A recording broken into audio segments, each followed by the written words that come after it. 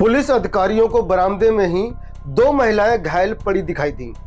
पूछने पर सुभाष ने बताया कि एक महिला उसकी बहू डॉली है तथा दूसरी रिश्तेदार सुषमा है।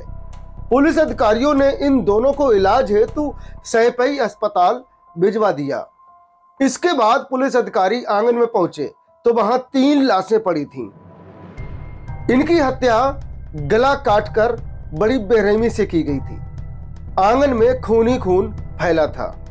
पूछने पर सुभाष ने बताया कि एक लाश उसके छोटे बेटे अभिषेक उर्फ भुल्लन जो 20 वर्ष की उसकी है, जबकि दूसरी लाश दामाद सौरभ की जिसकी उम्र लगभग 26 वर्ष की है। तीसरी लाश उसके बेटे के दोस्त दीपक की जो कि 21 वर्ष की है। लाश के पास ही खून से सना फरसा पड़ा था। शायद उसी फरसे से उनका कत्ल किया गया था, इसलिए फरसे को पुलिस ने सुरक्षित कर लिया। एसपी विनोद कुमार सहयोगियों के साथ आंगन से जीने के रास्ते छत पर पहुंचे तो वहां का दृश्य देखकर वह चौंक गए।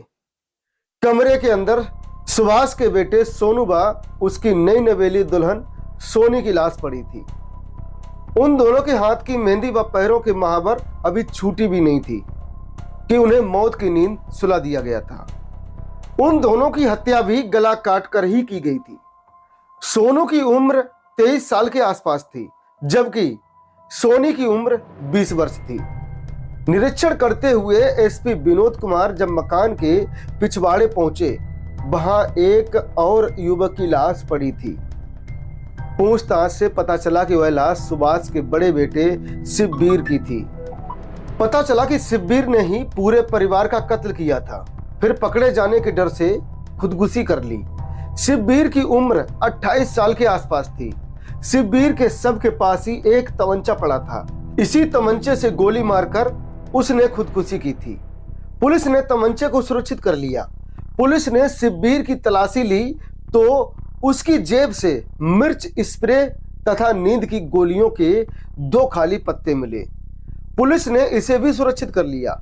इसके अलावा पुलिस ने कमरे से कुल्हाड़ी व फावड़ा भी कब्जे में लिया, जिससे शिवबीर ने पत्नी, भाभी व पिता पर हमला किया था।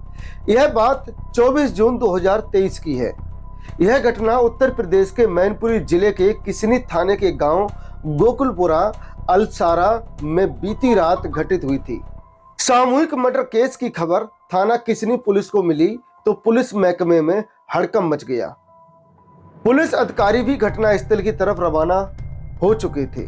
कुछ ही देर में SHO Anil Kumar, SP Vinod Kumar, ASP Rajesh Kumar तथा सीओ चंद्रशेखर सिंह घटनास्थल पर आ गए। सुभाष के दरवाजे पर अब तक भारी भीड़ जुट चुकी थी। ग्रामीणों की इतनी भीड़ देखकर पुलिस अधिकारी भी हैरान रह गए।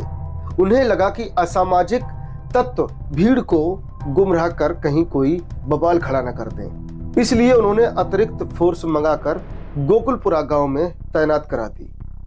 सामूहिक हत्याकांड की खबर सुनकर अब तक सुभाष यादव के घर पर रिश्तेदारों का जमावड़ा शुरू हो गया था। जब भी कोई खास रिश्तेदार आता, महिलाओं का करुण रुदन कलेजा चीरने लगता। माहौल उस समय तो बेहद गमगीन हो उठा जब नई नवेली दुल्हन मृतका सोनी के मम्मी पापा के साथ सैकड़ों लोग आ गए।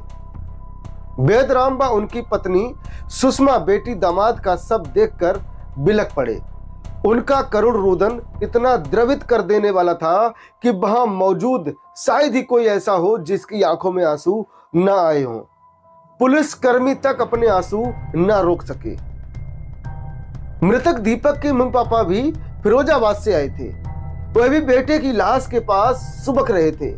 प्रियंका भी पति सौरभ की लाश के पास बिलख रही थी। उसकी मम्मी शारदा देवी उसे ढांढस बंधा रही थी। यह बात दीगर थी कि उनकी आंखों से भी लगातार आंसू बह रहे थे, क्योंकि उनकी आंखों के सामने ही बेटे, बहू और दामाद की लाश पड़ी थी। पुलिस अधिकारियों ने संवेदना व्यक्त करते हुए किसी तरह समझा बुझाकर मृतकों के घर वालों को शवों से अलग किया। फिर पंचनामा भरकर मृतक सोनू, भुल्लन, दीपक, सौरभ और शिवबीर तथा सोनी के शवों को पोस्टमार्टम के लिए मैनपुरी के जिला अस्पताल भिजवा दिया। शवों को पोस्टमार्टम हाउस भिजवाने के बाद एसपी विनोद कुमार ने घर के मुखिया सुभाष यादव से घटना के बारे में जानकारी जुटाई। सुभाष यादव ने बताया कि यह खूनी खेल उसके बड़े बेटे शिवबीर ने ही खेला है।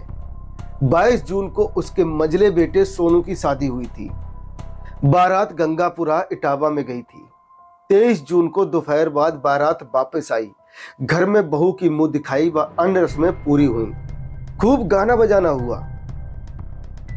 रात 12 बजे तक डीजे पर सब नाचते झूमते रहे।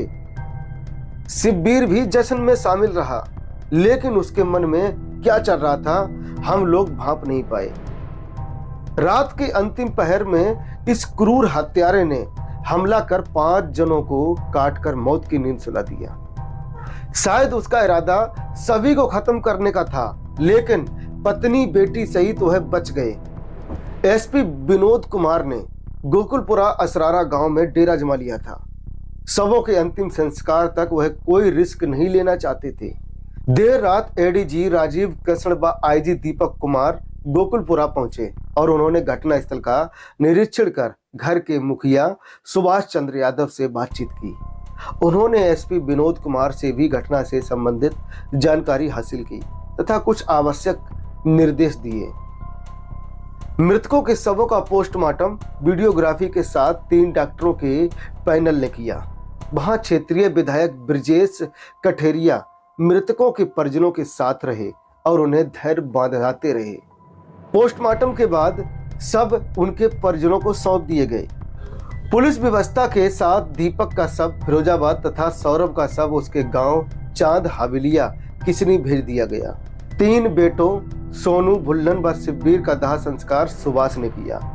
इधर वेदराम यादव अपनी बेटी सोनी का शव लेकर अपने गांव गंगापुर पहुंचे तो माहौल बेहद गमगीन हो गया। लाडली बेटी का शव देखने के लिए पूरा गांव उमड़ पड़ा। हर आंख में आंसू थे। दर्द इस बात का था कि जिस बेटी को पूरे गांव ने हंसी खुशी से ससुराल भेजा था, उसका कफन में लिपटा शव गांव आया। पूर्व दर्जा प्राप्त राज्य मंत्री राम सेवक यादव भी बेहद दुखी थे, क्योंकि लाडली बेटी सोनी उनके गांव व परिवार की थी। वेदराम को ढांढस बंधाते हुए वह स्वयं भी रो रहे थे। सामूहिक नरसंहार से राजनीतिक गलियारों में भी हलचल शुरू हो गई थी। चूंकि मामला यादव परिवार से जुड़ा था और डिंपल यादव भी मैनपुरी से सांसद हैं, इसलिए वह दूसरे रोज ही गोकुलपुरा गांव जा पहुंची। पर्यटन राज्य मंत्री जयवीर सिंह ने भी सामूहिक नरसंहार पर गहरा दुख व्यक्त किया। शिवबीर ने अपने सगे भाइयों की हत्या क्यों की? परिवार के प्रति उसके मन में ईर्ष्या, द्वेष और नफरत की भावना क्यों पनपी? वह क्या हासिल करना चाहता था? यह सब जानने के लिए हमें उसकी पारिवारिक पृष्ठभूमि को समझना होगा।